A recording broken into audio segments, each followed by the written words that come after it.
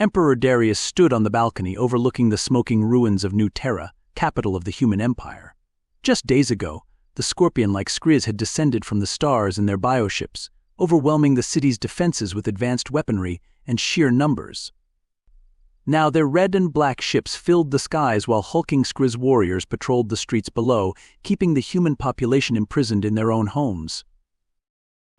Darius clenched his fists in anger, his blue eyes narrowed.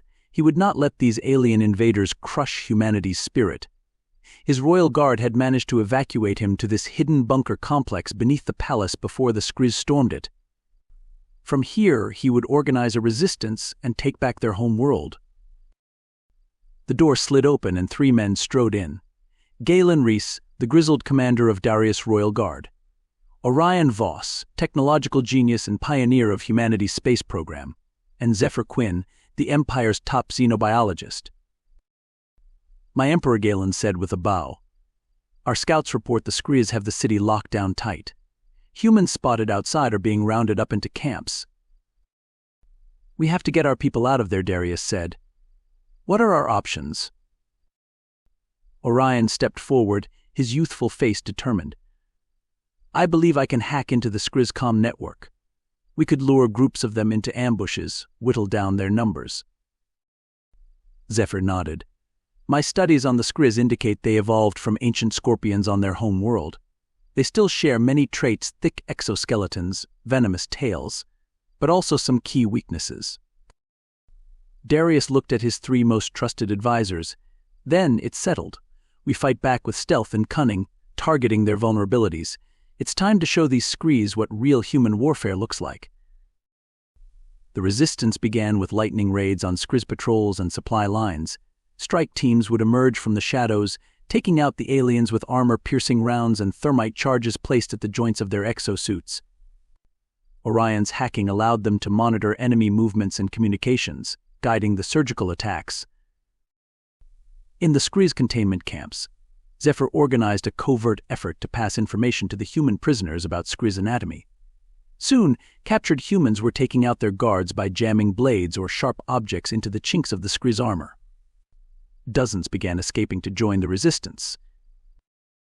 Darius led the most daring missions himself. On one raid, his team infiltrated a Skriz munitions dump. While setting charges, they were ambushed by a phalanx of the Scorpion soldiers. Darius dove between the blasts of plasma fire, rolling a grenade into the tightly packed Skriz. The explosion blew them apart in a shower of ichor and armored shards. As Darius and his men fled the arsenal, charges detonating behind them, he saw a massive Skriz unlike any they had encountered before. It stood at least 12 feet tall, with a segmented battlesuit bristling with weapons. The Skriz leader. "Knee slide." It leveled a cannon-like arm at them and fired. The plasma burst vaporized 2 of Darius' men instantly. He hit the ground, firing his rifle at the beast as his remaining men dragged him to cover.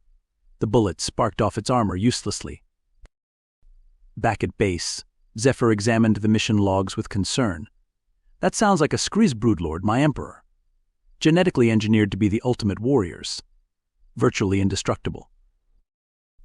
"It cut through us like nothing," Darius said, slamming a fist on the table. "How do we kill it?" I don't know," Zephyr admitted. "Adult Skriz are tough enough, but a broodlord? Its armor is far too thick." Orion stroked his chin thoughtfully. "Maybe we're going about this wrong. We can't penetrate it from the outside, so let's destroy it from within." He explained his plan to synthesize a weaponized version of the Skriz paralytic venom and inject it into the broodlord's body through the joints in its armor. It was a long shot, but Darius greenlit the plan. The alternative was watching the broodlord tear through their ranks unchecked. Zephyr worked tirelessly to engineer the venom while Orion and Galen scouted the broodlord's movements, waiting for an opportunity to strike. Darius drilled his troops on new tactics for luring it into an ambush. Finally, they were ready. Darius himself would take the shot with a high-powered crossbow loaded with the venom bolt. His team staged an attack on a Skriz checkpoint near the ruins of the palace, knowing the broodlord would respond to protect their high command. The bait worked. Within minutes, the ground shuddered under the broodlord's approach. It smashed through a wall, plasma cannon firing. Darius' men engaged it while Orion distracted it with a swarm of drones. Darius lined up his shot and let the venom bolt fly. It slipped through a gap in the chitinous plates and embedded deep in the monster's abdomen. The broodlord convulsed as the toxin flooded its system. It staggered and toppled, limbs flailing. Darius stood over it, his rifle aimed between its mandibled jaws. For Terra, he growled and fired. With their leader fallen, the Skriz descended into disarray. Darius and the resistance pressed the attack, targeting the invaders' ships and communications. Skriz forces began to retreat from the city as human fighters doggedly took back the streets block by block. Emperor Darius stood again on his palace balcony as the rising sun illuminated the battered but unbroken capital. Humans had shown that their mastery of unorthodox warfare could overcome even a technologically superior foe. He placed a hand on Orion's shoulder. "This is just the beginning. We'll take the fight to the Skriz so they can never threaten Earth again. Humanity will prevail." The Empire would need to evolve and adapt to this new galactic threat. But Darius knew his people were up to the challenge. No matter what the universe threw at them, humans would find a way to fight back and win.